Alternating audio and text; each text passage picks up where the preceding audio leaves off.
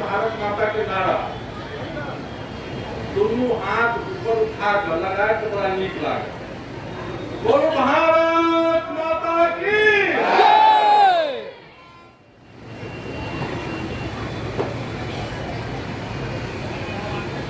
आज का जो कार्यक्रम है, इस कार्यक्रम पे मंच में उपस्थित है भारतीय जनता पार्टी के जिला अध्यक्ष शंकर झा जी, बिस्फी के लोकप्रिय विधायक श्री हरभूषण ठाकुर जी और मधुबनी के ही बड़ा जुझारू कर्मठ और भारतीय जनता पार्टी के कई बार जिला अध्यक्ष रह चुके हैं और वर्तमान में बिहार विधान परिषद के सदस्य श्री घनश्याम ठाकुर जी, इस मंच पर उपस्थित है स्वतंत्रता सेनानी श्री रामकृष्ण यादव जी, श्री केदार सिंह जी, पद्मश्री से सम्मानित श्रीमती दुलारी देवी जी, श्रीमती विभा दास जी, श्रीमती गीता झा जी और हम लोग के बीच में उपस्थित है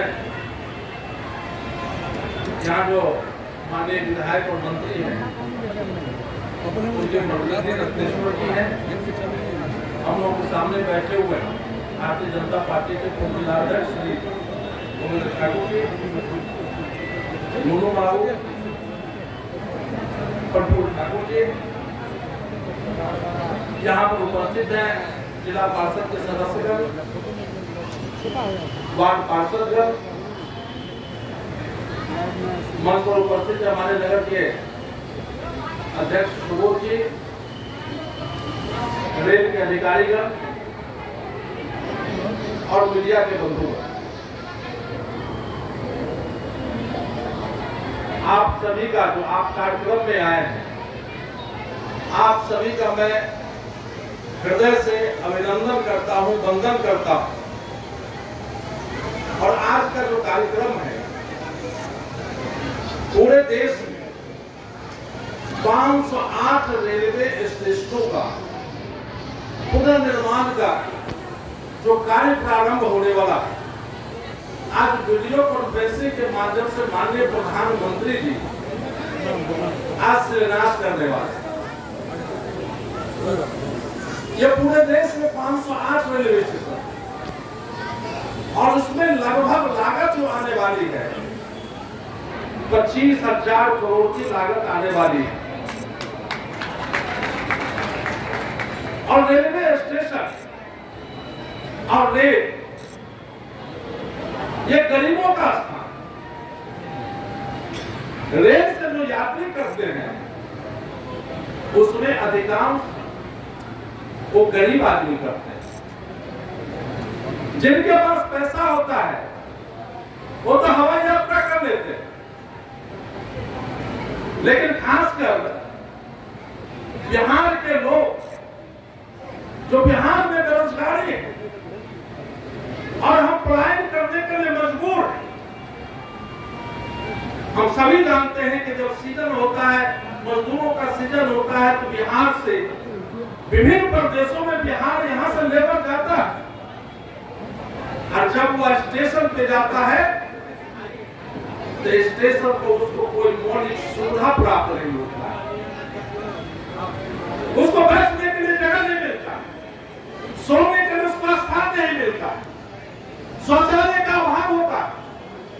अगर वृद्ध को जाता है स्टेशन पे, अगर विकलांग जाता है, अगर एक प्लेटफॉर्म से दूसरे प्लेटफॉर्म पर जाने की आवश्यकता पड़ती है तो वृद्ध और विकलांग को काफी कठिनाइयों का सामना करना पड़ता है।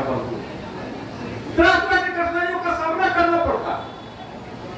माननीय प्रधानमंत्री जी ने क्योंकि यह काम इसलिए कर रहे हैं कि माननीय प्रधानमंत्री जी ने गरीबी को देखा है कि कैसे गरीब जीते हैं, कैसे गरीबों को सुविधा का अभाव है। जहां जहां भी जाता है गरीबों को सुविधा का अभाव है।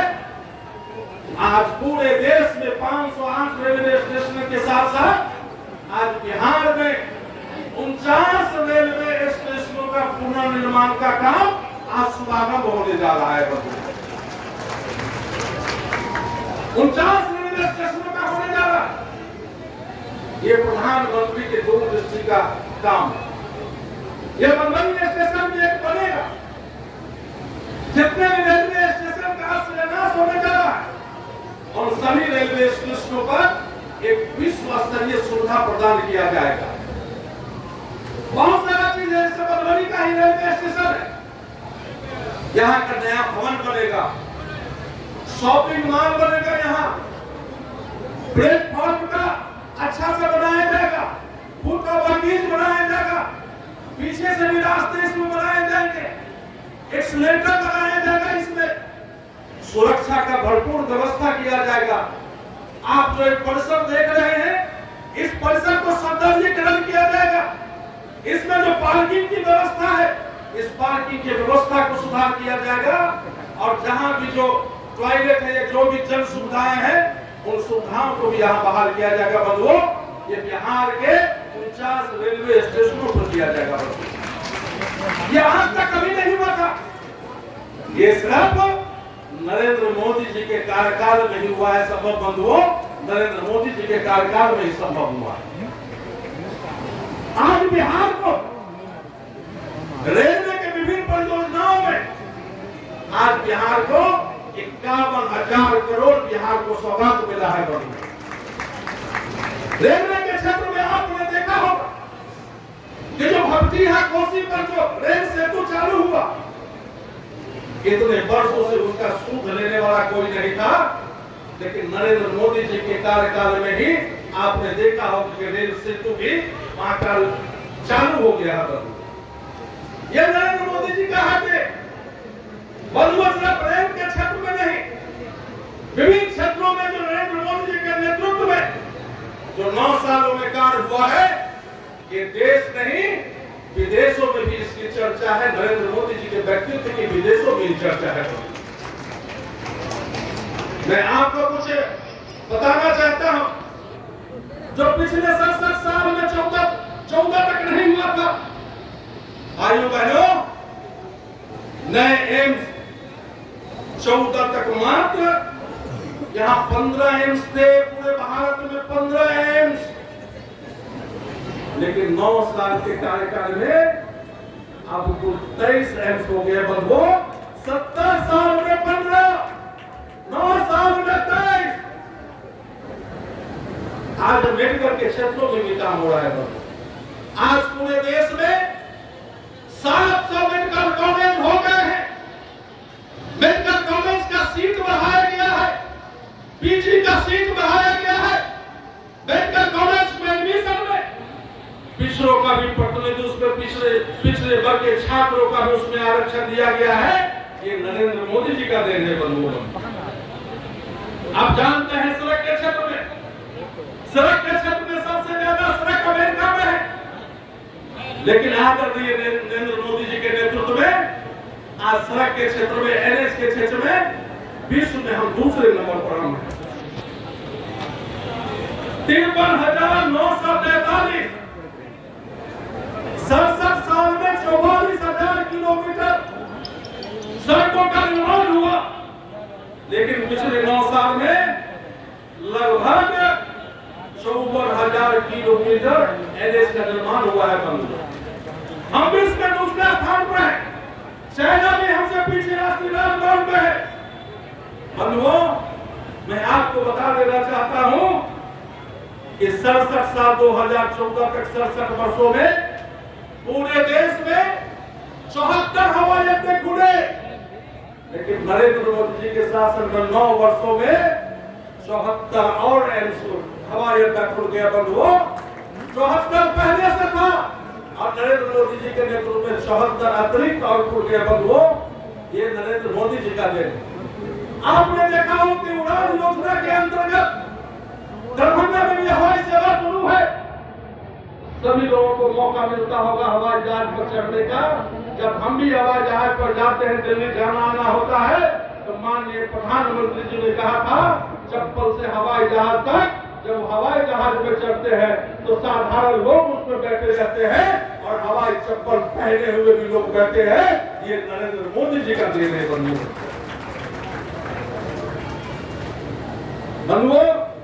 बिहार वासियों को जो कोरोना का टिकट मिले, कोरोना के काल में जो टीकाकरण हुआ था, खाली बिहार में 13 करोड़ लोगों को मुफ्त में टीका दिया गया। बिहार में 13 करोड़ लोगों को मुफ्त में टीका दिया गया। बंधुओं, बहुत सारा ऐसा काम है जो मैं आपको बताना चाहते हैं बंधुओं। ये जो बरौनी में खाद कारखाना लगा हुआ है, उसमें केंद्र सरकार ने 8400 करोड़ रुपए देने का काम किया है केंद्र सरकार ने। अब यहाँ जब फैक्ट्री चालू हो जाएगा, यूरिया का फैक्ट्री चालू हो जाएगा बरौनी में, तो बिहार वासियों को अब खाद का किल्लत नहीं होगा बंधुओं, और वहाँ नए नए रोजगार का भी सृजन होने वाला है बंधुओं। ये बहुत सारी ऐसी है बंधुओं। आज भारत 2014 में 67 सालों में भारत का आर्थिक दृष्टिकोण से हम 10वें पैदान पर थे, लेकिन 9 वर्षों में माननीय प्रधानमंत्री जी के नेतृत्व में हम 5वें स्थान पर हो गए हैं। और माननीय प्रधानमंत्री जी ने कहा है कि आने वाले समय में भारत 3रे नंबर के विश्व की अर्थव्यवस्था बनने वाले हैं बंधुओं। जिसने विकसित देश भी थे, हम उसको भी पीछे छोड़ दिए हैं। और माननीय प्रधानमंत्री जी का सपना है कि 2047 तक भारत को विकसित राष्ट्र बनाना है। अगर इसी गति से काम चलता रहा तो हमें पूरा विश्वास है कि भारत में विकसित देश के श्रेणी में एक न एक दिन आने वाला है बंधुओं। आज हर तबके की माननीय प्रधानमंत्री चिंता करते हैं, क्योंकि उन्होंने गरीबी देखी है। हमारे यहाँ महिलाएं बैठी है, माता और बहनें बैठी है। आज उनके लिए रसोई गैस का 3 करोड़ से ज्यादा रसोई गैस उज्ज्वला योजना के अंतर्गत वहां पर दिया गया है बंधुओं। प्रधानमंत्री किसान सम्मान निधि 11 करोड़ से ज्यादा लोगों को इस देश में किसान सम्मान निधि दिया जा रहा है। 6000 रुपये साल में दिया जा रहा है, 2-2000 रुपये 3 लाख किस्त के रूप में दिया जा रहा है बंधुओं। आज तक किसानों की चिंता करने वाला आज तक कोई नहीं था बंधुओं। आज किसानों को किसान क्रेडिट का 7.25 करोड़ से लोगों को, किसानों को आज किसान क्रेडिट कार्ड दिया गया है, जिससे किसान अपनी खेती करने में उनको सहूलियत होता है बंधुओं। जो भारत का सबसे जो हेल्थ के क्षेत्र में है, जो विश्व का सबसे बड़ा हेल्थ के सेक्टर में है, आयुष्मान भारत का योजना जो माननीय प्रधानमंत्री जी ने 23 करोड़ से लोगों से ज्यादा के ऊपर आयुष्मान भारत में लाभ मिल रहा है। और आने वाले समय में और लोगों को भी लाभ मिलने की है। हम जाते हैं, गाँव में जाते हैं, जब गरीब मिलता है, दलित मिलता है, जो नीचे गोदाम पर बैठा हुआ व्यक्ति मिलता है, जब आयुष्मान कार्ड की चर्चा करता है, तो आ जाते बहुत से ऐसा गरीब आ जाता है जो कहता है सांसद जी, मोदी जी के कृपा से हम बड़े हॉस्पिटल में गए थे तो हम हार्ट का ऑपरेशन करा के आए हैं, या बहुत ऐसी क्रिटिकल बीमारियां हैं, आज गरीब इलाज करा के आता है। ये नरेंद्र मोदी जी के कारण बंधु हो गया है। भाइयों बहनों, जो जन धन योजना है, जो बैंक में आज तक गरीब बैंकों का मुंह नहीं देख पाया था, आज गरीबों का बैंक में खाता खुल गया है। 48 करोड़ से ऊपर महिलाओं का बैंक में खाता खुल गया है। जो भी पैसा आता है, भारत सरकार से पैसा आता है, डायरेक्ट उनके खाते में आ जाता है बंधुओं। और हम गाँव में जब जाते हैं, बैंकों में जब जाते हैं, तो गाँव के महिलाओं को हम देखते हैं लाइन में खड़ी होकर या तो पैसा जमा करने जाती है या वहां से पैसा निकाल के आती है बंधुओं। विभिन्न क्षेत्रों में काम हुआ है बंधुओं। आज बिहार में जो भी काम हो रहा है, चाहे जो लोग कुछ भी कह ले, बिहार का जो बजट बना हुआ है, बिहार के बजट में 76% केंद्र सरकार का पैसा है।